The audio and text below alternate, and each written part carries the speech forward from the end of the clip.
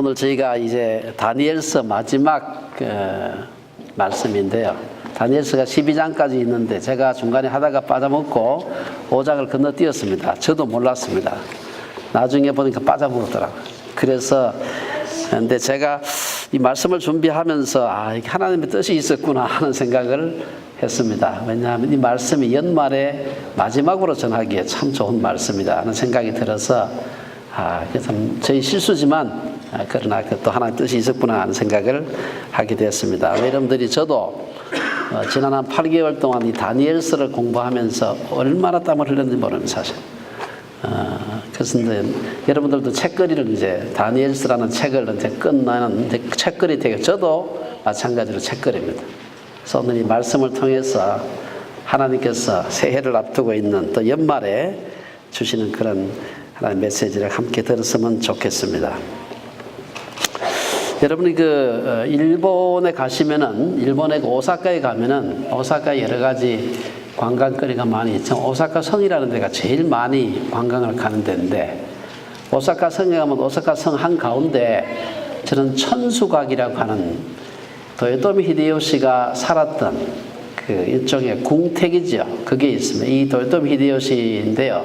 이 도요토미 히데요시는 일본의 일본도 사부노예를 가지고 여러 작은 소위 다이묘들, 이게 소위 봉건 제후들로 나누어져 있었는데, 도요토미 히데요시가 일본 열도를 통일하게 됩니다.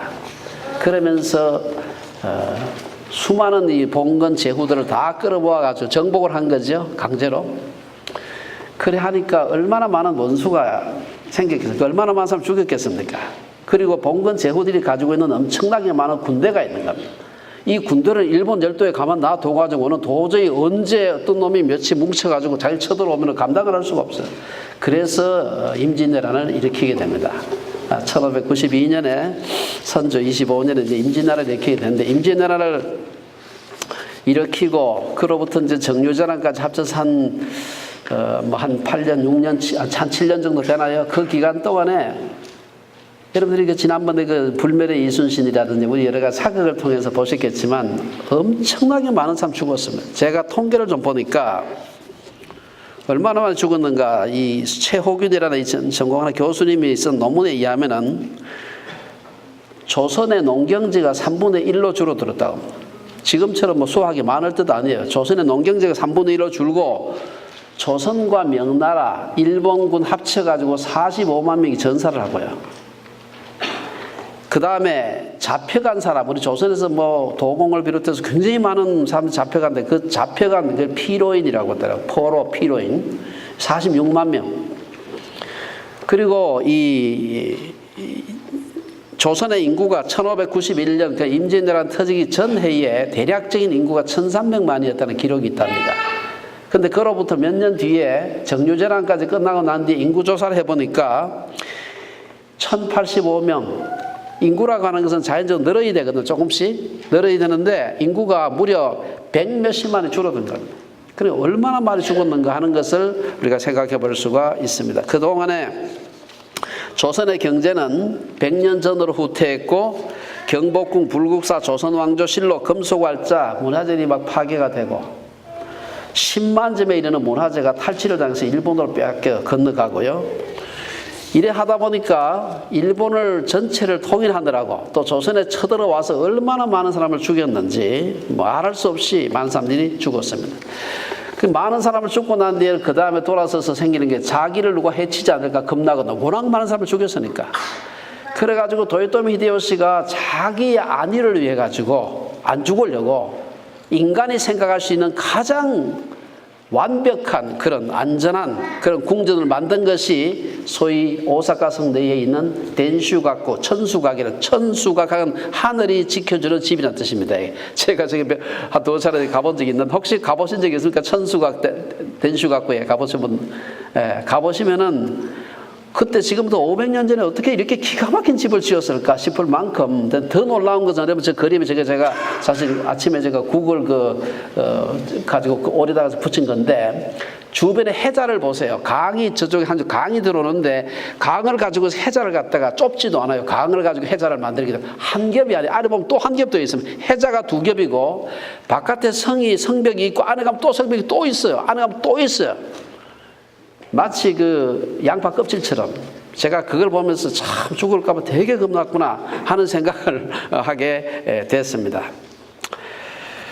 하지만 그렇게 자기를 생명을 부지하기 위해서 남을 그렇게 많이 해치고 자기 생명을 유지하기 위해서 그렇게 애를 썼던 그런 도요토미 히데요시였지만 사도 바울이 말한 바 고린도서 15장에 보면은 우리의 마지막 원수가 누구냐? 맨 나중에 멸망받을 원수는 뭐라고요? 사망이라고 했어요. 도요토미 히데요시도 사망을 피할 수가 없고 비록 다른 사람의 칼에 찔려 죽진 않았을지 모르지만 그러나 그의 정해진 수명 이후에 다가오는 이 사망이라고 하는 맨 나중에 멸망받을 원수는 피할 수가 없었습니다. 그는 62세에 죽었는데 뭐 위암으로 죽었다 독살로 죽었다 말은 많습니다만은 그 대단한 천하를 호령하던 도요토미 히데요시가 죽고 난 뒤에 그의 무덤은 폭파됐습니다. 왜 폭파했냐? 일본산 폭파했어요. 조선 쳐들어간 거 우리 일본의 뜻이 아니다. 이 도요토미 히데요시는 이 희대의 나쁜 놈이 나와가지고 조선을 쳐들어간 거지 우리가 한 게 아니다. 이게 변명을 해야 되기 때문에 무덤 폭파했어요. 가문이 습격을 받아서 어머니와 더불어서 그 아들이 도요토미 히데요리라고 하는 아들이 있었는데 도쿠가와 이에야스 가문의 습격을 받아가지고 오사카 성에서 자결을 했습니다. 히데요리의 어린 아들, 그러니까 그 도요토미 히데요시의 손자죠. 두 어린 아들은 도요토미 가신들과 도주하다가 잡혀가지고 목이 잘려서 죽었습니다. 도요토미한테 딱 그 딸이 하나 있었는데 딸은 뭐 결국은 머리 다 깎고 성녀가 되었습니다. 우리는 도요토미 사건으로부터 잔혹한 독재자일수록 그 종말이 속히 온다 하는 역사적 교훈을 볼 수가 있습니다. 여러분 생각할 때 이 세계 역사에서 짧은 시간 동안에 많은 나라를 정복했다면 남을 침략하고 괴롭혔다는 얘기입니다. 그 사람이 머리 떠오르는 사람 누가 있습니까? 언뜻 떠오르는 사람? 나폴레옹이 있고요. 또 뭐 징기스칸, 뭐 제일 오래된 사람 중 하나는 또 진시 황제. 뭐 이런 로마는 한 사람이 이룬 게 아니에요. 그건 오랜 세월 동안 많은 사람이 그 제국을 이루었지만 이런 나라들은 그 다음에 우리 잘 아는 지난번에 공부했던 마케도니아의 알렉산더 이런 사람들은 불과 참 자기 대에 세계 제국을 만든 그런 사람들인데 이들의 공통점이 뭐냐? 수명이 짧았다는 겁니다. 중국 최초의 그 황제였던 진시 황제는 그 큰 나라를 만들어서 진나라가 두 개 있습니다. 한자는 다른데 이 옛날 진나라를 말해요. 20년 못 견디고 쇠락했습니다. 완전히 없어진 건 아니지만 쇠락했어요. 죽고 난 뒤에. 징기스칸의 몽골 제국도 불과 80년 만에 여러 나라로 분열되었고요. 우리 지난 공부했던 알렉산더의 그 헬라 제국, 그 엄청난 인도까지 쳐들어와서 제국을 만들었는데 불과 30년이 채 되지 않아가지고 4분 5열에 했습니다. 다 갈라졌습니다. 인간의 제국은 대단한 듯이 보이도 영원하지 않다는 것이죠. 오늘 본문에 소개하는 바벨론도 그러했습니다. 이 본문은 도요토미보다도 한 2000년 전에 살았던 바벨론의 마지막 권력자 벨사살이라는 사람에 대한 그의 그 마지막 종말의 날을 오늘 31절에 보면 얘기를 하고 있습니다. 그 대단한 바벨론 제국이 불과 하루 만에 역사의 뒤안길로 사라지고 그 대단한 제국의 황제가 하룻밤 만에 죽임을 당하게 됩니다. 왜 그랬을까 하는 것이 오늘 본문에 우리가 쭉 살펴봐야 될 중요한 말씀입니다. 이것은 오늘 우리가 생각해 볼 것은 인간의 교만입니다. 인간의 교만. 1절을 보면은 벨사살이 거대한 잔치를 베풀었다. 귀족 1000명을 위해 가지고 거대한 잔치를 베풀었다. 그리고 그 1000명 앞에서 함께 술을 마셨다. 왜 이렇게 거대한 잔치를 했을까? 지금 바깥에서 메대 바사군이 성을 포위하고 있는데 술을 마시고 있는 수많은 사람들이 모여가지고 술을 마시고 있는 겁니다. 역사적인 배경이 좀 있습니다. 느부갓네살이 이제 주전 605년부터 562년까지 바벨론 역사의 절반 이상을 느부갓네살 혼자 다스렸습니다. 43년을 통치한 후에 죽었는데 그 뒤로 왕이 5사람이 등장하는데 그 중에 4사람이 불과 20년, 25년 동안밖에 다스리지 않아요. 마지막 왕 제외하고. 중간에 뭐 1년 만에 죽고 몇 달 만에 죽고 이래가지고 뭐 죽고 죽이고 하면서 왕이 막 바뀌게 되는데 마지막 멸망할 때 왕은 벨사살 왕입니다만은 벨사살과 그의 아버지 나보니두스라는 사람이 함께 다스리고 있었습니다. 정정이 불안한 데다가 나보니두스는 바벨론의 주신인 마르둑이라는 신인데 이 마르둑을 섬기지 않았어요. 이상하게 외가 쪽으로 영향을 받아가지고 달신을 섬겼습니다. 그러니까 그 수많은 마르둑 제사장들, 그 귀족들이 마르둑을 섬기고 있는데 주신으로 이걸 안 섬기니까 항상 불만이 가득한 거죠. 그래서 이 나보니두스가 바벨론으로부터 멀리 한 800km 떨어진 데 가서 달신 템플도 만들고 옛날에 쇠락했던 거 다시 만들기도 하고 하는 동안에 이 바벨론을 자기 아들 벨사살에게 맡기게 됩니다. 그러니까 벨사살은 거기 있는 마르둑 제사장들과 귀족들을 잘 이렇게 이 사람들 반역 일으키지 않도록 달래야 되기 때문에 늘 자주 어려울 때도 늘 잔치를 많이 했다. 그런 얘기를 하고 있습니다. 어쨌든 이런 그 배경을 생각한다면은 이들이 엄청난 1000명이 모여가지고 잔치를 했다. 그리고 부어라 마시라 하면서 잔치를 했다는 것은 이 보통 잔치가 아닌 것을 볼 수가 있습니다. 엄청난 바벨론 제국인데 이 바벨론 제국이 끝나는 것을 보게 되면은 오늘 아까 읽었습니다만 30절 31절에 보면 얼마나 간단명료하게 끝나는지 그날 밤에 갈대아 왕 벨사살이 죽임을 당하였고 메대 사람 다리오가 나라를 얻었는데 그때의 다리오는 62세였더라. 이렇게 끝나요. 그리고 다시는 바벨론에 대한 얘기가 안 나옵니다. 바벨론 여기서 문을 닫고 역사의 뒤안길로 사라져 버리게 됩니다. 그 큰 벨사살의 최후와 그 큰 제국 그 바벨론을 왜 그렇게 간단명료하게 끝낼까? 이 이유는 간단합니다. 성경은 근동의 역사를 기록하기 위한 책이 아니라 이스라엘 백성의 영적 여정을 통해서 하나님의 주권적인 다스림을 우리 모든 사람들에게 알리기 위해서 2절에서 4절에 보면은 왜 그렇게 빨리 벨사살과 바벨론 제국이 무너졌는가에 대한 말씀이 있습니다. 여기 보면은 2절, 3절, 4절에 보면은 권력자들이 저지르는 대표적인 큰 죄악이 한 4가지가 요약되어 있습니다. 첫째는 술입니다. 술을 1000명이 모여가지고 술을 막 부어라 마시라 마셨다. 둘째는 향락이죠. 2절, 3절, 저 23절 뒤에 보면은 벨사살이 남자 신하들만 모아놓고 마신 게 아니에요. 후궁들과 왕후들을 모아서 더불어 술을 마셨다. 그 당시 근동에서는 잔치를 하면 남자들은 남자들끼리 하고 여자들은 여자들끼리 하고 이게 일반적인 관례였다 그럽니다. 여러분이 그 아하스웨로 왕 때 에서드가 그 왕비가 되는 그 얘기와 전후에서 와서디라는 사람이 아하스웨로가 큰 잔치를 할 때 와서디는 다른 데서 귀족들의 부인을 모아놓고 잔치를 한 걸 볼 수가 있습니다.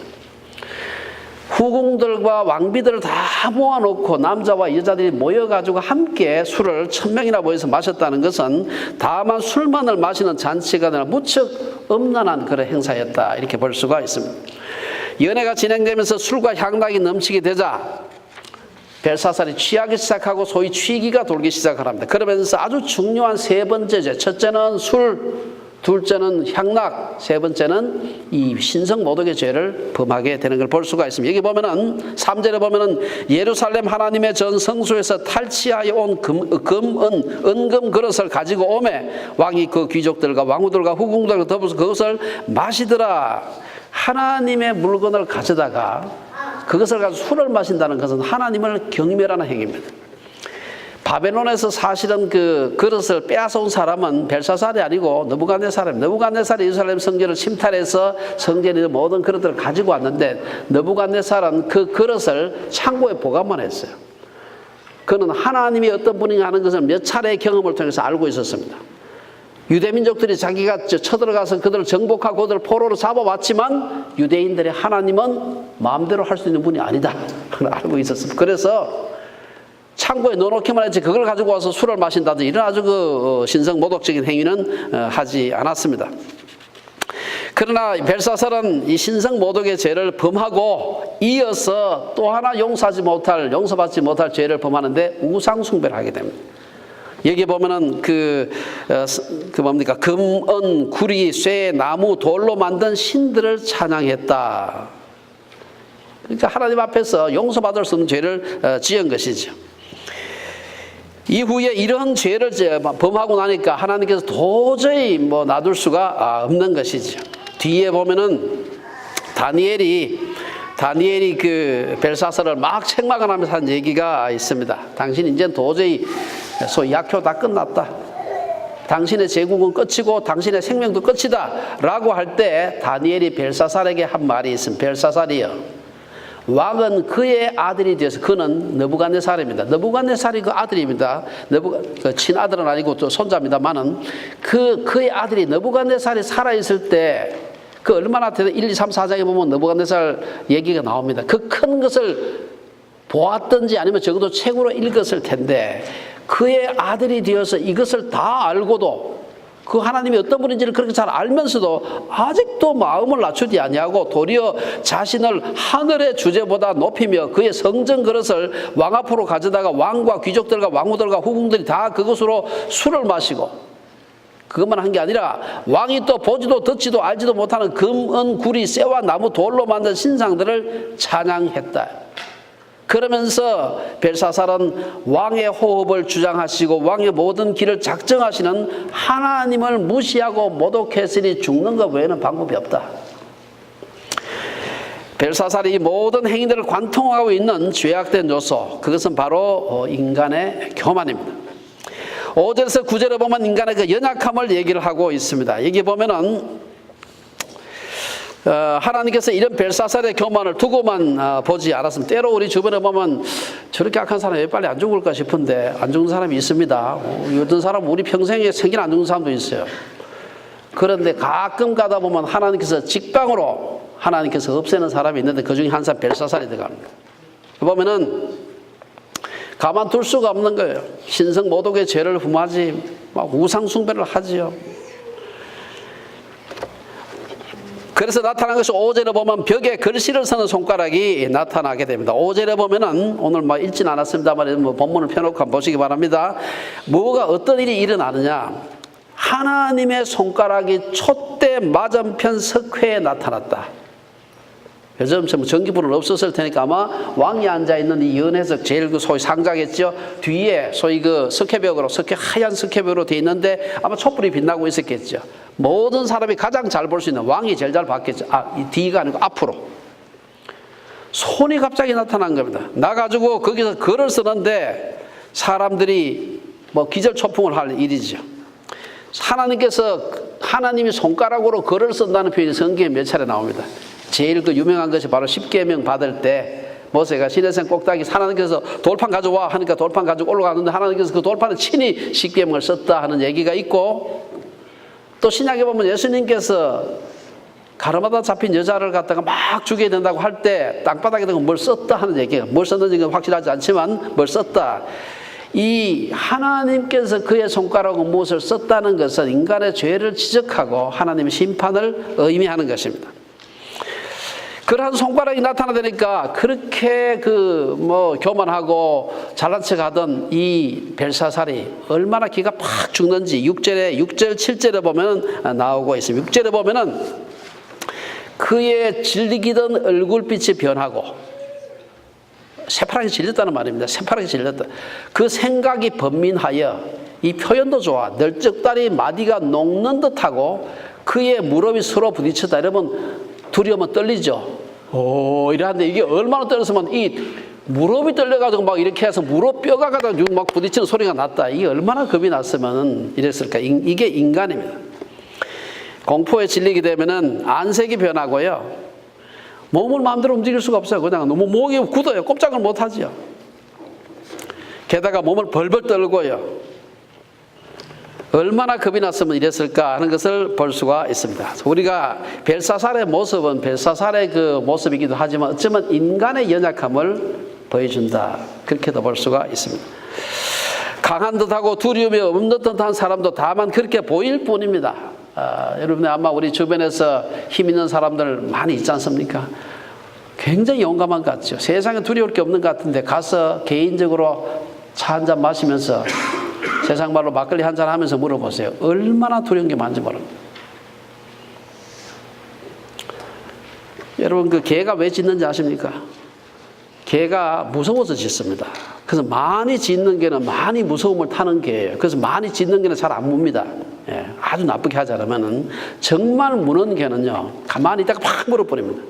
예, 많이 그 짖는 개는 지가 무서워서 막 짖기 때문에 막 가서 정말 아주 해코지를 안 하면은 그냥 쫓아서 물잖아. 그 짖기만 막 하고 가면은 줄줄 물러가면서 막 짖죠. 개만 그런 게 아니에요. 사람도 비슷합니다. 헌금도 그렇습니다. 제가 지난 몇십 년 동안 많은 사람들이 헌금을 받아서 일을 하면서 배운 것이 하나가 있는데요. 돈 많다고 큰 소리 치는 사람 치고 헌금 제대로 하는 사람 본 적이 없습니다.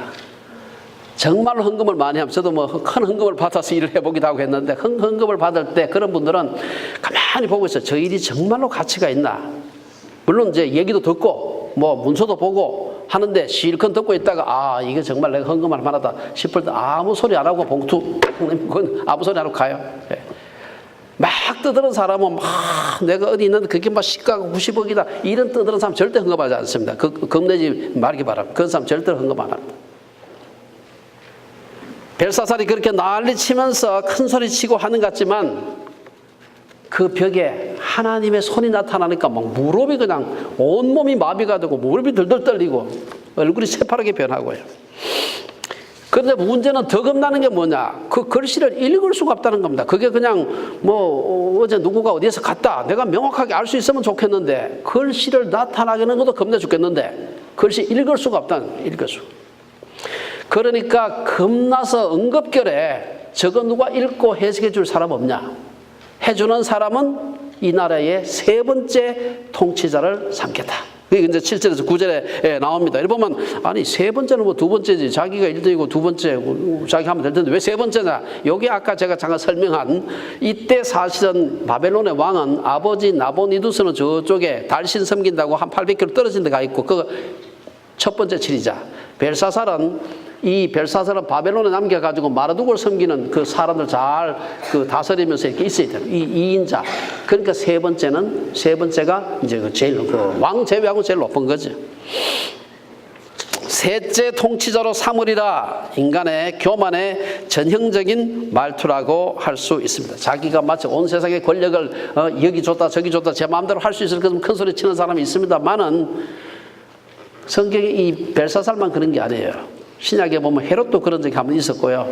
저 바로도 그런 이 요셉 앞에서 막 그런 적이 있고요. 이게 아주 인간의 세상의 권력이 자기가 마음대로 뺏었다 줄서 할 수 있는 것처럼 생각하는 이 어리석은 것이 바로 인간이다 하는 것을 볼 수가 있습니다. 그래서 전국의 박사들을 불러들여 가지고 저 벽에 쓰인 글씨가 뭐냐 물었지만 아무도 알 수가 없었습니다. 보면 성경에 보면 8절에 보면은 왕의 지혜자가 다 들어왔으나 능히 그 글자를 읽지 못하며 그 해석을 왕께 알려주지 못하는 것을 보고 더 두려워하게 되었다. 이 박사들 다 불러들었는데 이게 이 사람들이 아무도 읽지를 못해요. 읽지도 못하고 해석도 못하고. 그래서 벨사살 왕이 크게 번민하여 그의 얼굴빛이 변하였고 귀족들도 다 놀랐습니다. 이 박사들이 하나도 못 읽으니까 이게 도대체 무슨 뜻이길래 가만 보니까 이게 그냥 글씨가 아니고 뭔가 신탁이 있는 것 같아. 하늘에 뭔가 징조가 있는 것 같아. 그게 더 겁이 나는 것이죠. 이렇게 겁나서 벌벌 떨고 있을 때 이 긴장을 해소할 사람이 나타났는데 그게 바로 그 왕비가 나타나게 됩니다. 10절에서부터 보면은 왕비가 나타나는데 왕비가 왕과 그 귀족들의 말로 말미암아 잔치하는 궁에 들어왔다. 거기 그 자리에 있죠. 이 왕비는 그 벨사살의 아내가 아니면 벨사살 엄마입니다. 이 사람 태후입니다. 딴 데 있었는데 왕이 지금 뭐 얼굴이 새파래져 가지고 벌벌 떨고 있다 한 얘기를 들었겠죠. 그래서 왕후가 이제 그 태후가 왔어요. 도대체 왕이 무슨 일 때문에 이렇게 난리치냐. 와서 이제 그 사태를 딱 보고는 이 태후는 알았어요. 다니엘을 알았습니다. 나이가 좀 들었고 옛날에 그 느부갓네살 그 시대에 있었기 때문에 그 사실을 보았어요. 그러면서 다니엘을 기억을 하게 됩니다. 사실은 다니엘은 벨사살도 알았으리라고 생각이 돼요. 왜냐하면 벨사살 시대에 뭔가 일을 좀 한 것도 좀 있습니다. 8장에 보면은. 근데 아마 하급직 별로 눈에 띄지 않는 그런 직에 있었지 않나 싶습니다. 하여튼 잘 몰랐어요. 그래가지고 벨사살에게 왕비가 다니엘을 소개하게 됩니다. 10절에 보면 왕이여 만수무강하옵소서 왕의 생각을 번민하게 하지 말며 얼굴빛을 변할 것도 아니니이다 위로하면서 이어서 유대포로 다니엘이라는 인물을 소개합니다. 11절에 보면 다니엘을 어떻게 소개합니까? 거룩한 신들의 영이 있는 사람, 명철과 총명과 지혜가 신들의 지혜와 같은 자, 느부갓네살 왕이 그를 세워 박수와 술객과 갈대아 술사와 점장의 어른으로 삼았던 인물. 뭐 사실 이보다 학벌을 어떻게 더 경력을 어떻게 더 잘 소개하겠습니까? 이 사람은 왕의 꿈을 다 해석할 수 있다. 아무리 은밀한 말도 다 알아낼 수 있다. 다시 다니엘이 바벨론 권력의 최중심부로 진입하는 걸 보여주는 것입니다. 여기서 보면 그 다니엘은 유대인으로서 정체성을 조금도 잃지 않고 있었다. 이미 그때는 그가 10대의 포로로 잡혀와서 이 망할 때쯤에서 이때는 다니엘 거의 90 가까이 됐을 때입니다. 한평생 7, 80년 이방에서 살았으면서도 다니엘은 왕이 지어준 벨드사살이라고 하는 바벨론 신 이름입니다. 자기 이름 지어준 게 벨드사살이라는 이름 안 써. 왕이 지어줬는데 안 쓰고 다니엘 이 하나님 그 엘이 하나님 아닙니까 그게 이 다니엘 이 하나님은 나의 재판장이다 뭐 이런 뜻입니다. 이 뜻이 그걸 끝까지 고집하면서 이름을 그것을 사용하는 걸 볼 수가 있습니다. 11절에 보면 왕비는 벨사살에게 왕의 부친 느부갓네살 왕. 근데 사실 벨사살의 할아버지입니다. 근데 이 사람들은 히브리 사람들이나 건동의 사람들은 할아버지나 증조 할아버지나 뭐 고조 할아버지나 아버지나 다 아들이라고 합니다. 아들, 손자도 아들, 뭐 정손자도 아들. 그래서 여기서 그의 아들이 되어서라는 말이 있습니다만 아들은 바로 아들은 아니다 하는 것을 기억을 해야 됩니다. 이제 벨사살 앞에 다니엘이 나아가게 되는데 13절에서 17절에 보면 그 얘기가 나오고 있습니다. 태후의 천거로 다니엘이 부름을 받아 왕의 앞에 나왔다. 그러면서 나와서 보니까 이제 바벨론의 모든 그 박사들이 아무도 해석하지 못하는데 너는 그렇게 대단한 지혜가 있다고 하니 해석해 봐라. 다니엘이 얼마나 꼿꼿한 사람인지 지금 대제국의 그 왕 앞에 지금 섰는데 아주 꼿꼿하게 얘기를 합니다. 처음에 그 뜻은 뭡니다 이렇게 얘기를 바로 안 하고 역사 공부 좀 해라. 그 다음 얘기가 이 18절에서 24절에 보면은 이 글자를 해석하기에 앞서 가지고 바벨론의 역사 복습을 벨사살에게 시킵니다. 이게 뭐 18절에 보면은 다니엘이 바벨론이라는 나라와 큰 권세와 영광과 위엄은 지극히 높으신 하나님이 주신 것이다. 느부갓네살 준 게 아니고 당신이 세운 것도 아니고 하나님이 주신 거예요. 이걸 먼저 얘기를 하고 이는 왕의 권력도 바벨론 제국의 권세도 하나님이 좌지우지하신다는 것을 상기하는 말입니다. 마치 예수님이 빌라도 앞에서 빌라도가 지가 마음대로 예수를 놓아줄 수 있는 것처럼 막 큰 소리 빵빵 쳤을 때 위에서 주지 아니하셨다면 나를 회할 권한이 없다 하고 한 거 똑같습니다. 이 말이. 19절에 보면 다니엘은 느부갓네살이 백성들과 나라들과 언어가 다른 모든 사람들이 그의 앞에서 떨며 두려워하였으며 그는 임의로 죽이며 임의로 살리며 임의로 높이며 임의로 낮출 수 있었는데 그것은 그 왕의 능력이 아니라 하나님이 그에게 큰 권세를 주셨으므로 가능했다는 것을 상기시키는 겁니다. 사람들이 조금만 잘하는 게 있으면 금방 교만해집니다. 하물며 이 대제국 바벨론을 이룬 왕들은 얼마나 교만했겠습니까? 20절 21절에 보면은 하나님 앞에서 교만한 자가 어떻게 되는가? 벨사살 이전에 느부갓네살이 된통당한 얘기를 해주고 있습니다. 20절에 보면은 느부갓네살이 이 큰 권세가 자기의 힘으로 얻은 것처럼 착각하고 성경에 있는 말씀입니다. 마음이 높아지며 뜻이 완악하여 교만을 행함으로 그의 왕위가 패한 바 되며 그의 영광을 빼앗기게 되었다. 역사 공부해봐라. 지금 얼마 전에 불과 몇십 년 전의 일이니까. 그리고 21절에 보면 그 느부갓네살은 교만으로 인해서 사람 중에서 쫓겨나서 그 얘기 우리 지난 공부했죠. 사람 중에서 쫓겨나서 그의 마음이 들짐승의 마음과 같고 정신병자가 돼가지고 또 들나귀와 함께 살며 또 소처럼 풀을 먹으며 그의 몸이 하늘 이슬에 젖었다.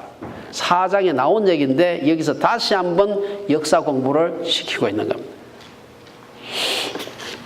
그러고 난 뒤에 22절에서 24절에 보면은 다니엘이 책망이 나옵니다.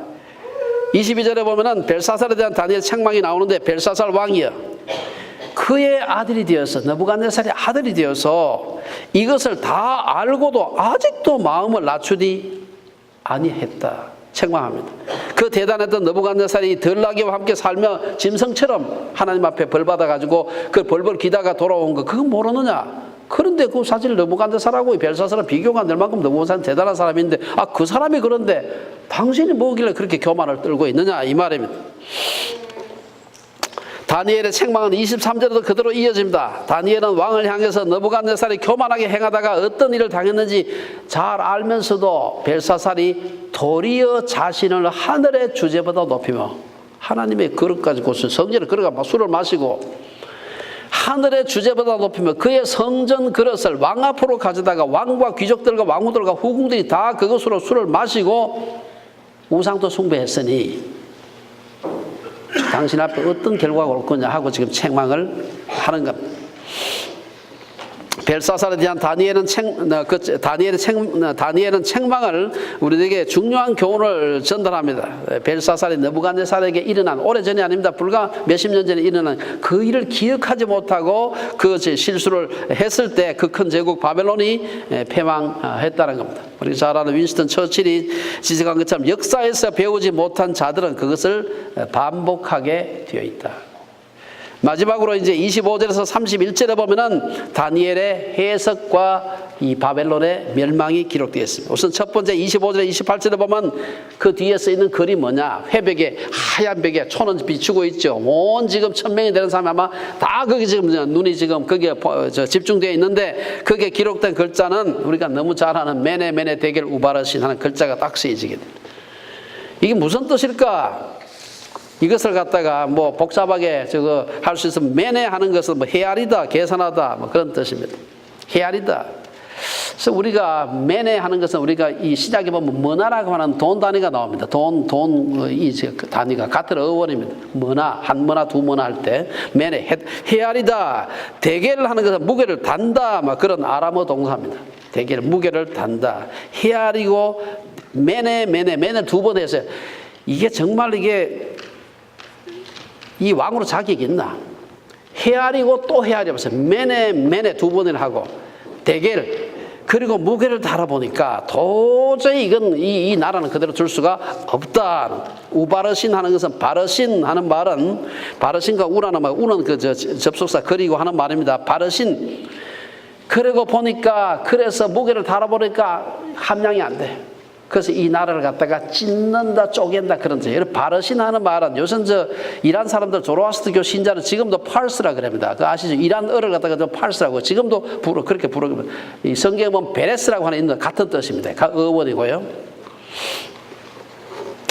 왕의 나라가 나뉘어서 메대와 바사 사람에게 준바되었다. 이 큰 대제국 바벨론을 찢어가지고 메대와 바사 줘버린다.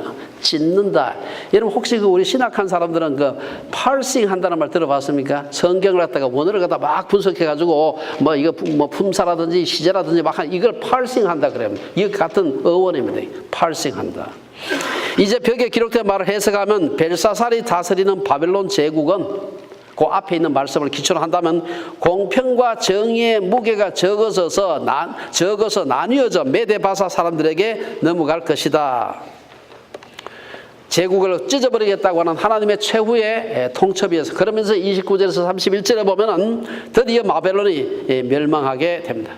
벨사살에게 다니엘이 이 기가 막힌 불길한 예언을 했음에도 불구하고 예언이 아니라 해석을 했음에도 불구하고 벨사살이 가만 들어보니까 이게 진짜 같아요. 이게 그냥 가짜로 하는 게 아닌 것 같아요. 다니엘의 해석이 정확하다는 것을 직감적으로 알고 크게 감동해서 다니엘에게 자주색 옷을 입히게 하며 금사슬을 그의 목에 걸어주고 그를 위해서 조서를 내려 나라의 셋째 통치자로 삼았다. 삼은 뭐합니까? 그날 밤에 벨사살이 죽임을 당하고 바벨론은 멸망하게 됩니다. 다른 여러 그리스 역사가들도 바벨론이 멸망하는 그날 밤에 바벨론 성에 큰 잔치를 벌이다가 갑자기 망했다 하는 기록들이 여기저기 다른 성경 말고도 다른 데도 나오고 있다고 합니다. 성경에도 보면 예레미야서, 이사야서 같은 데 보면은 이 쾌락을 즐기다가 바벨론이 갑자기 망할 것이다 하는 얘기가 이미 그 전에 예언된 그런 사실입니다. 한 가지 수수께끼가 있습니다. 어떻게 그 거대한 바벨론이 그렇게 하룻밤 사이에 메대 바사 열학군에 의해 가지고 망했을까? 바벨론은 철옹성이었습니다. 아까 우리가 오사카 성 봤습니다만 바깥에 유프라테스 강물 끌어들여 가지고 바깥에 그 엄청난 해자를 만들고요. 성 높이가 얼마나 높은지 성벽 그 위로 마차가 2대가 지나갈 정도로 엄청난 벽을 쌓아 가지고 바깥에 지금 메데 바사 군대가 와서 페르시아 군대가 지금 포위하고 있는데 아래에서 잔치하고 있는 겁니다. 걱정 없다. 문만 안 열어주면. 문제는 끊임없는 정복 전쟁을 수행하는 제국에서는 끊임없이 수많은 공신들, 권신들이 생겨날 수밖에 없었고 이들의 등살에 백성들은 감당할 수 없는 세금과 노역에 시달리게 되고 벨사살이 베푼 거대한 잔치는 바로 백성들의 고혈을 짜내는 그런 상징이었습니다. 여러분 그 옛날에 춘향전에 나오는 그 변사또 그 얘기 아시죠? 소설입니다만 혹시 기억하는 분 있으면 그냥 저 국어 시간에 저도 기억이 나는데 검준 미주 천인혈이요 막 술 마시고 하는 얘기 다 모든 사람의 지금 피를 빨아먹는 것이다 하고 이몽룡이가 와서 그 얘기를 하고 있습니다. 어쨌든 권력자들이 호위호식하면서 백성들의 고혈을 빨고 있는데 나라를 지키기 위해서 내 생명 버리겠다고 한 군인이 있을 수가 없는 건 왜? 그 지금 피 빨리고 있는 그 백성들의 아들들이 다 군인인데 그 사람들이 그거 알잖아요. 그 사람들이 가서 페르시아 군대에게 문을 열어주게 됩니다. 그래가지고 아무런 공성전도 안 하고 그냥 열린 문으로 페르시아 군대가 들어와서 하룻밤에 그냥 점령을 한 것을 볼 수가 있습니다. 마지막으로 우리 좀 몇 가지 말씀 함께 나누겠습니다. 오늘 우리가 벨사살의 교만과 신성 모독의 죄와 이를 하나님이 심판하시는 모습, 이것이 우리에게 시사하는 바가 굉장히 큽니다. 특별히 우리 한 해를 마감하면서 좀 우리 스스로도 개인적으로나 가정적으로 우리 교회적으로 돌아봤으면 좋겠습니다. 첫째는 역사의 교훈입니다. 5장에서 벨사살의 이야기는 바로 역사로부터 아무것도 배우지 못하는 자는 어떻게 될 건가 하는 것을 보여주는 거라고 할 수 있습니다. 화려했던 거대했던 금의 나라 바벨론이 채 100년도 지속되지 못하고 이렇게 허망하게 망한 이유가 뭘까? 사치와 방탕, 신성모독, 우상숭배 여러 가지가 있겠지만 이 모든 것을 두드려 합쳐서 한마디로 표현하면은 교만입니다. 교만. 4장에서 두라 평지에 거대한 금신상을 세웠을 때부터 하나님은 바벨론의 교만을 경고했습니다. 예레미야 선지자도 이사야 선지자도 바벨론의 교만을 경고해서 하나님께서 얼마나 이 교만한 자를 미워하시는가, 이거는 구약에만 나오는 얘기가 신약에도 보면 예수님께서 아주 굉장히 강하게 책망하신 걸 볼 수가 있습니다. 두 번째, 역사의 교훈 두 번째는 순종의 중요성입니다. 아무리 많은 정보나 바른 지식을 가지고 있다고 해도 순종하지 않으면 지식은 있으나 마나 한 겁니다. 제가 아까 찬양 우리 신전사님 찬양 인도하는데 예수는 나의 주라는 말을 들으면서 제가 너무 그 찬양을 부르기가 너무 미안하다. 내가 정말 예수님을 주인이라고 말은 하면서 그분을 내 삶의 주인으로, 나는 그분의 서번트로 내가 정말 살고 있는가 하는 생각이 도저히 그 찬송을 부르기 어렵더라고요. 많은 지식을 갖고 있는 사람이 가장 올바르게 행동한다면 아마 신약의 서기관들이나 제사장들 아마 가장 하나님 말씀에 잘 순종했겠죠. 요즘으로 말하자면 신학교 교수들이나 목사들이 가장 하나님의 말씀대로 살아야 할 것이지만 그렇지 않은 것을 우리가 너무나 잘 알고 있습니다. 그렇다고 무지가 선이다, 신학을 공부하지 않으면 안 할수록 더 순종 잘한다, 이것도 말도 안 되는 겁니다, 사실은. 예. 하나님의 말씀은 중요하지만 그 말씀에 순종하지 않고 지식만을 내세우는 것은 차라리 모르는 것만 못하다. 우리는 말씀을 공부하면서 동시에 성령께서 우리의 삶을 변화시키도록 기도하고 그분 앞에 겸손하게 무릎 꿇을. 세 번째, 모든 권력은 이 땅에 공평과 정의를 실현하기 위한 하나님의 한시적인 위임물이에요. 영원하지 않아요. 어떤 제국도 영원하지 않고 어떤 부자도 영원하지 않습니다.